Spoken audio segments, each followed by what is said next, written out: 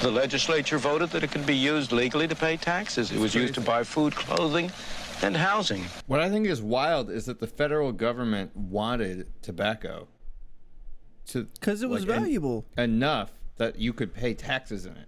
My impression of back then is that everyone smoked. Like if I tried to call up the IRS and be like, how about I pay my taxes in something other than dollars, they're going to tell me to get lost. Because that's part of the rig, man.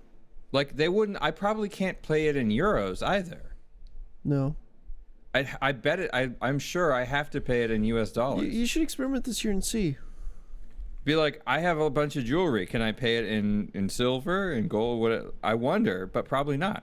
No, there's no way in heck. Yeah. Now, you know how money is. There's a tendency for it to grow, for more and more of it to be produced. And that's what happened with this tobacco. As more tobacco was produced, there was more money. And as always, when there's more money, prices went up. Inflation. Indeed, at the very end of the process, prices were 40 times as high in terms of tobacco as they had been at the beginning of the process. And as always, when inflation occurs, people complained. And as always, the legislature tried to do something. And as always, to very little avail. They prohibited certain classes of people from growing tobacco. Yeah. They tried to reduce the total amount of tobacco grown. They required people to destroy part of their tobacco. But it did no good. Finally, many people took it into their own hands, and they went around destroying other people's tobacco fields. That was too much.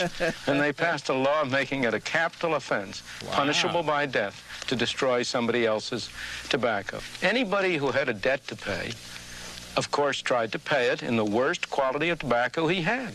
He saved the good tobacco to sell overseas for hard money. The result was that bad money drove out good money. Finally, almost a century after they had started using tobacco as money, they established warehouses in which tobacco was deposited in barrels, certified by an inspector according to his views as to its quality and quantity. And they issued warehouse certificates, which people gave from one to another to pay for the bills that they accumulated.